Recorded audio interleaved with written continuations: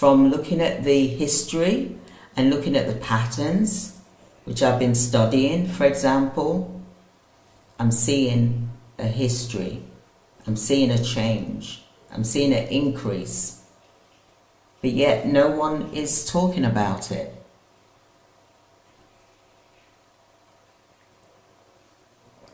Apart from on YouTube. But the press aren't talking about it. They're talking about doom and gloom. They're talking about, markets crashing. But there's this, which is, especially when they're talking about markets crashing, stock markets crashing, there's gold and silver that is increasing.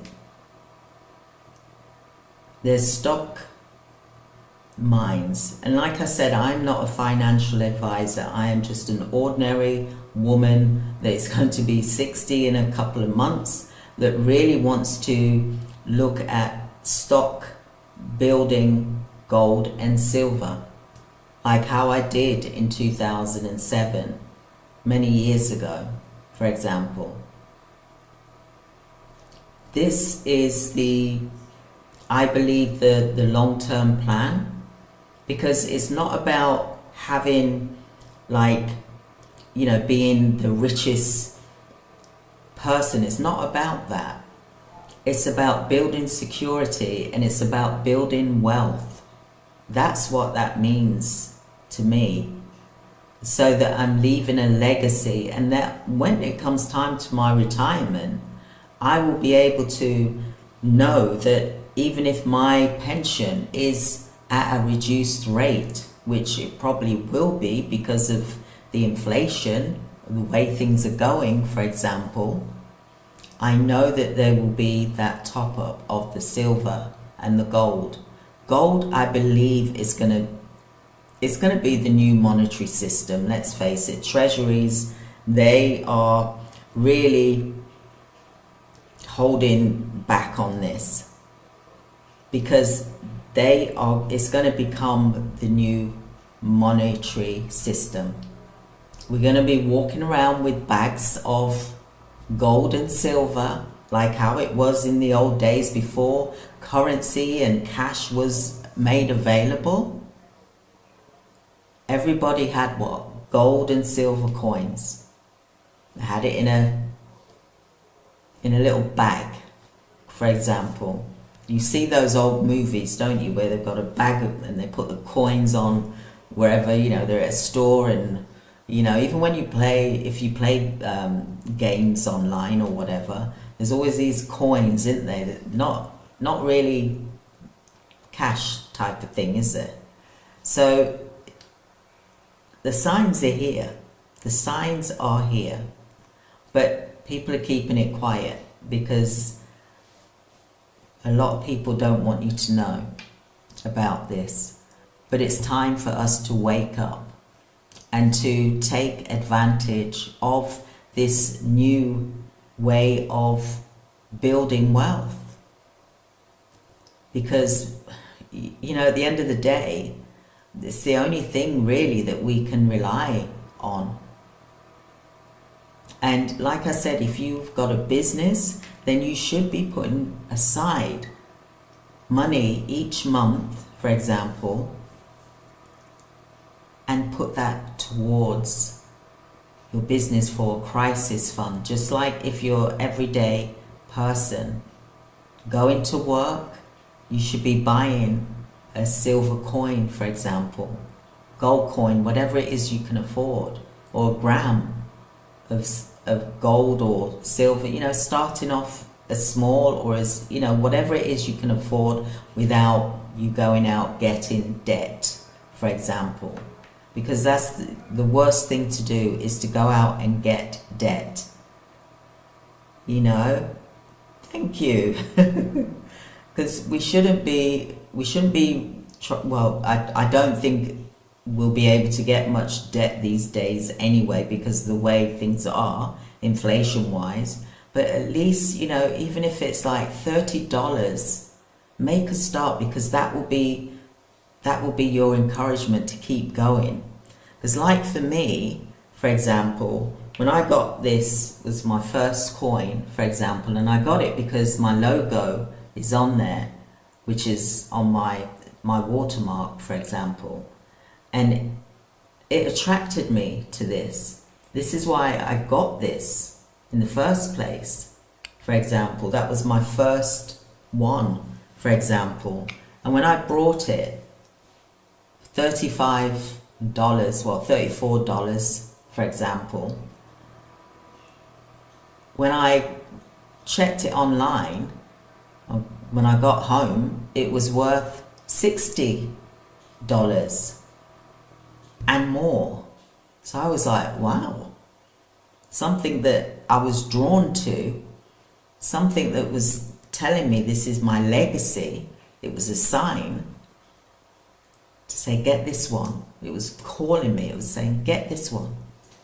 That's why I wanted to buy one coin, one silver coin, not a load of coins. I didn't want to keep buying the same type of coin in like a tube straight away as my first coin.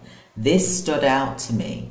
This coin is the one that stood out to me, which is a $1 ounce Australian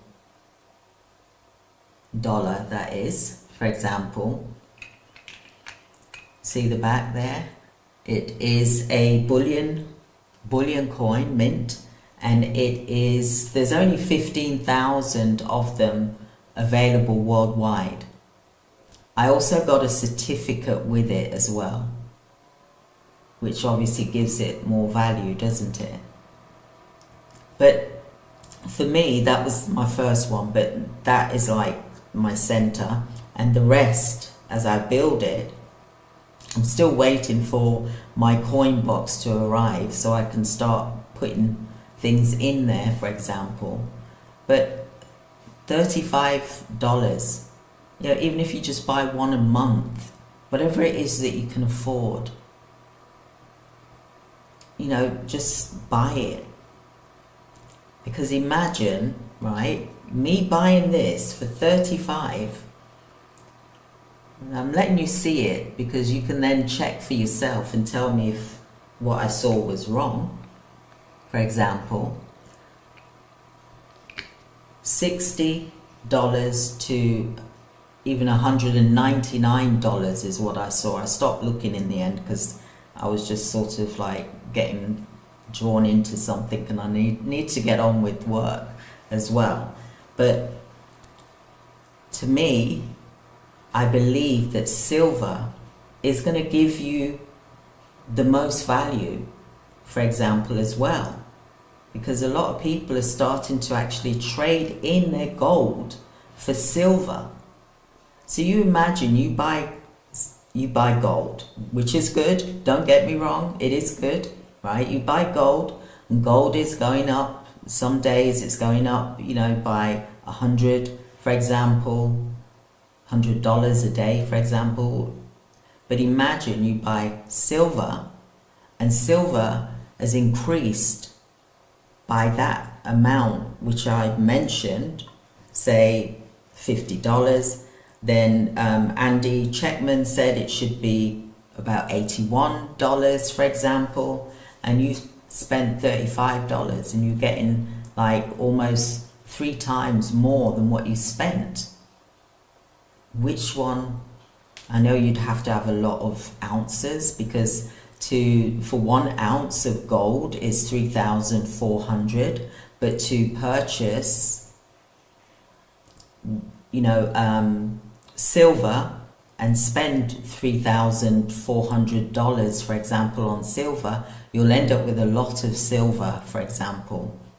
I like to see a lot of things anyway, tell you the truth, but that's just one of my things I was just mentioning to you. But imagine the profit margin is more with the silver.